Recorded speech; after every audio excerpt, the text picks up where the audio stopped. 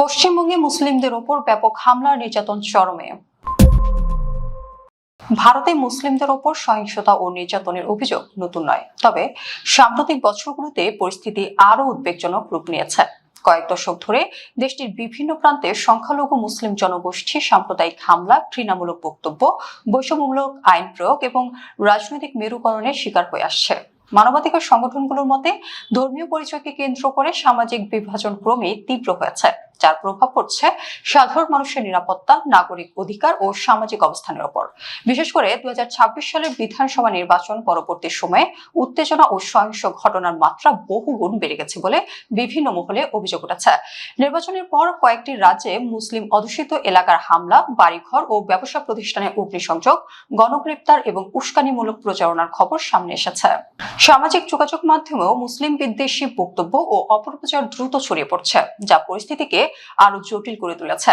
বিশ্লেষকদের মতে রাজনৈতিক স্বার্থে ধর্মীয় বিভাজনকে ব্যবহার করার প্রবণতা বাড়ায়, সংখ্যালঘুদের মধ্যে ভয় ও অনিশ্চয়তা গভীর হয়েছে। মানবাধিকার কর্মীরা বলছেন, আইনের সমান সুরক্ষা এবং সামাজিক সম্প্রীতি নিশ্চিত না হলে এই সংকট আরো ভয়াবহ আকার নিতে পারে। ফলে পশ্চিমবঙ্গের এই পরিস্থিতি শুধু আঞ্চলিক নয়, বরং বৃহত্তর দক্ষিণ এশীয় রাজনৈতিক ও মানবাধিকার আলোচনার গুরুত্বপূর্ণ ইস্যুতে পরিণত হয়েছে।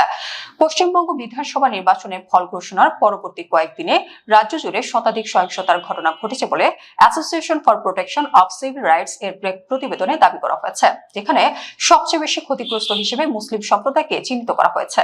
4 থেকে 7 মে পর্যন্ত সময়কালে সংঘটিত এসব ঘটনায় ইসলাম ধর্মাবলম্বী এবং গবাদি পশুর হাট লক্ষ্য করে হামলা হয়। প্রতিবেদনে বলা হয়, সহিংসতার মধ্যে সম্পত্তিতে হামলা, ভয়ভীতি প্রদর্শন, অর্থনৈতিক বয়কট, দোকান ও পরিবহন ব্যবস্থায় আঘাত, উচ্ছেদ অভিযান এবং কিছু ক্ষেত্রে বুলডোজার ব্যবহারের ঘটনাও অন্তর্ভুক্ত রয়েছে।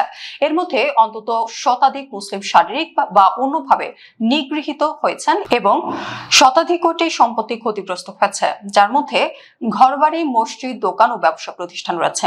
এছাড়াও সম্পত্তি ধ্বংসের ঘটনা, যানবাহন ও কখনো কখনো ধর্মীয় স্থাপনায় ভাঙচুর ও অগ্নিসংযোগ করা হয়েছে, যার ফলে ক্ষতিগ্রস্ত পরিবারগুলো অর্থনৈতিকভাবে দুর্বল হয়ে পড়ছে এবং অনেকে এলাকা ছেড়ে যেতে বাধ্য হচ্ছে। অর্থনৈতিক বয়কট ও সামাজিক চাপ সৃষ্টি করছে। মুসলিম মালিকানাধীন দোকান থেকে কেনাকাটা বন্ধ করতে বলা হচ্ছে, কর্মসংস্থান থেকে বাদ দেওয়া বা বাজারে অংশগ্রহণে বাধা দেওয়া হচ্ছে। পাশাপাশি ভয়ভীতি ও হুমকির মাধ্যমে একটি আতঙ্কের পরিবেশ তৈরি করা হচ্ছে, যেমন রাতে হুমকি দেওয়া, এলাকা ছাড়তে চাপ দেওয়া বা গুজব ছড়িয়ে সাম্প্রদায়িক উত্তেজনা সৃষ্টি করা। অনেক ক্ষেত্রে রাজনৈতিক প্রতিশোধের অংশ হিসেবে নির্দিষ্ট ধর্মীয় সম্প্রদায়কে লক্ষ্য করে হামলা চালানো হচ্ছে।